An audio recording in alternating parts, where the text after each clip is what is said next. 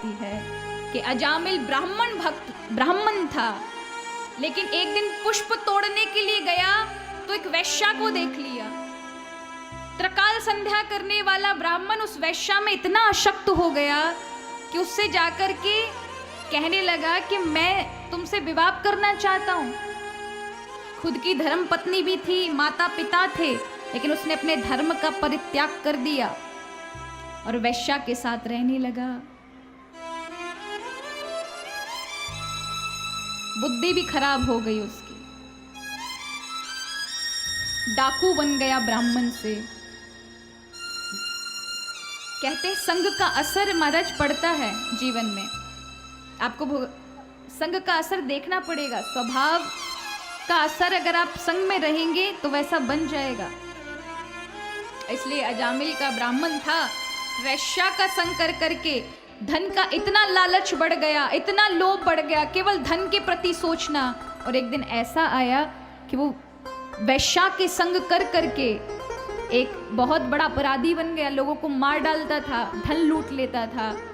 लेकिन उसके कुछ जन्मों के अच्छे सुकृत, वहां कहते ना हमेशा पुण्य दान करते रहना चाहिए।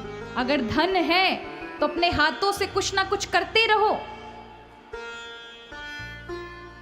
अन्न का दान, धन का दान, वस्त्रों का दान, जल का दान, ज्ञान का दान।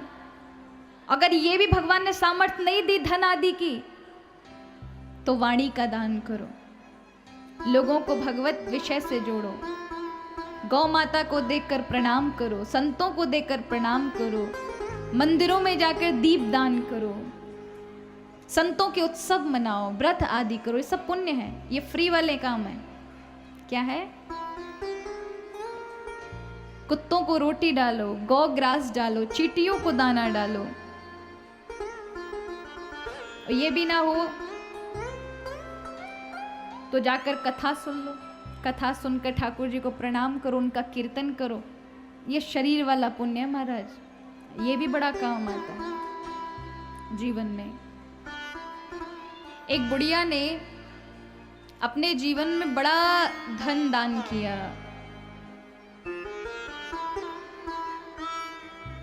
खूब सारा धन दिया, तो नारायण ने उसे स्वर्ग प्रदान किया। बैकुंठ में उसे विशाल महल प्राप्त हुआ। अब जब वो दरवाजा खोल के अंदर गई तो नौकर चाकर सब थे, सारी चीजें सोने की थी, पर वहां अन्न नहीं था। उसने कहा कि यहाँ सब कुछ है लेकिन अन्न नहीं है, मैं कैसे रहूंगी? उन्होंने कहा देवी, तुमने केवल धन ही धन दान किया था, अन्न और जल दान नहीं किया था। इसलिए हमेशा अपने जीवन में अन्न जल आदि भी दान किया करें। अन्न दान भी महादान है, हमेशा याद रखें। धन में तो देखा जाता है कि ये धन कहाँ लगेगा। ये गौ माता के लिए लगेगा, किसी यज्ञ के लिए लगेगा, किसी मंदिर के लिए लगेगा, किसी आश्रम के लिए लगेगा। ऐसे कार्यों में हमें देना चाहिए। लेकिन अन्नदान के लिए कभी मत देखिए। अन्नदान के लिए ये मत देखिए इसे गुंडा खा रहा है, इसे जेब कतरे खा रहे हैं। ये देखिए अगर वो सामने वाला भूखा है, वही उसकी पात्रता है। इसलिए अन्नदान में, सभी दानों में एक बार विधि लिखी गई है कि हमेशा पात्र वाले को दान देना चाहिए, जिसमें उसकी पात्रता है, वो उसका सही सदुपयोग करेगा। लेकिन अन्नदान में कभी मत देखिएगा। अन्नदान में दरवाजे पर कोई अगर भूखा आ जाता है तो वही उसकी पात्रता है। अब वो क्या करता है क्या नहीं करता, उस पर कभी मत ध्यान दीजिए। अगर आपने वहां ध्यान दे दिया तो आपका दान नहीं लगेगा, क्योंकि भूखा है वही उसकी पात्रता है और वही दान है। धन में, अन्न में, अन्य किसी चीज में तो दान का पात्र देखा जाता है, लेकिन अन्न में नहीं देखा जाता। अन्न अवश्य भूखों को दो। घर में अतिथि आ जाए तो अतिथि को खिलाओ, कोई संत आ जाए तो संत को खिलाओ। दरवाजे पर कोई आटे के लिए खड़ा हो जाए ना तो भगाए मत।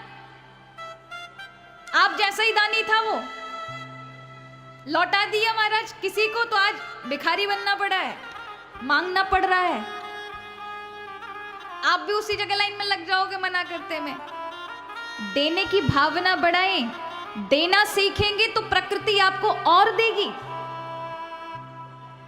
आप इस प्रकृति का नियम है जो प्रभु के कहने पर चलती, उस प्रकृति का नियम है, एक अनाज डाला 50 निकलेंगे।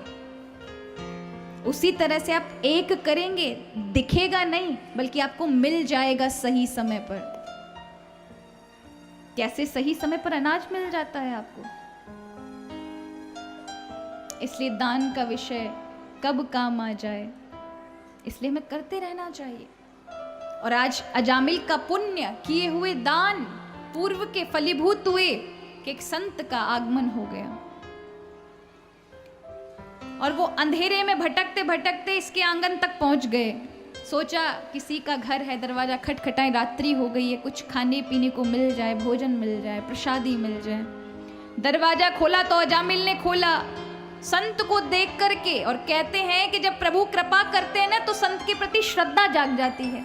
नहीं तो जब कृपा नहीं होती भगवान की, तब संत समक्ष होंगे तब भी आपके अंदर श्रद्धा सद्भाव नहीं जागेगी, आपको वो सामान्य ही लगेगा। लेकिन प्रभु की कृपा, आज उसका कल्याण करना था, उसने दरवाजा खोला। निष्ठुर था ये अजामिल, इसको दया नहीं आती थी, लेकिन संत वेश को समक्ष देखा, ऐसा प्रभाव पड़ा कि कुछ क्षण के लिए भूल गया कि वो अपराधी है। उसे लगा एक समय ऐसा था कि ऐसे वैराग्य में मेरा भी जीवन था, मैं भी ऐसे ही त्रिकाल संध्या और भजन करने वाला ब्रह्मचारी, नैष्ठिक ब्रह्मचारी था।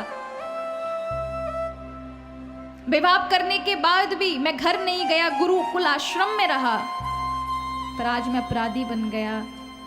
उसका सर श्रद्धा से झुक गया। महात्मा जी, संत ने पूछा ये वैष्णव का घर है? झूठ बोल दिया, हाँ ये वैष्णव का घर है। बताया नहीं कि वैश्या का घर है, कि अपराधी का घर है।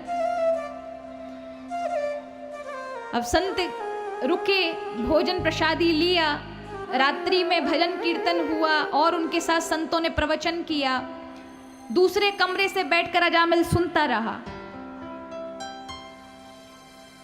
सुबह उसे निद्रा, रात में नींद नहीं आई, रोने लगा। सुबह आके चरणों में गिर गया, महाराज मैंने आपसे झूठ कहा, मैं ब्राह्मण था, मैं वैष्णव था, पर अब नहीं हूँ, मैं बड़ा अपराधी हूँ। एक वैश्या का संग करके मैंने अपने जीवन को बिगाड़ लिया महाराज, मैं बहुत हिंसा किए, बहुत अपराध किए हैं।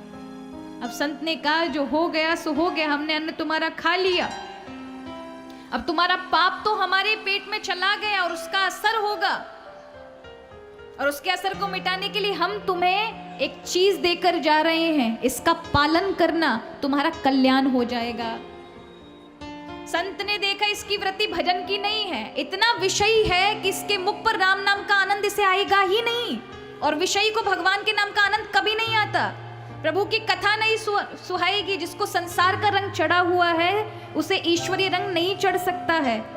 उसे ईश्वर में आनंद तब आएगा, भगवान की भक्ति और भजन में तब आनंद आएगा यदि कुछ कृपा हरि की शेष उसके जीवन में है। अजामिल की जीवन में आनंद नहीं आ सकता था।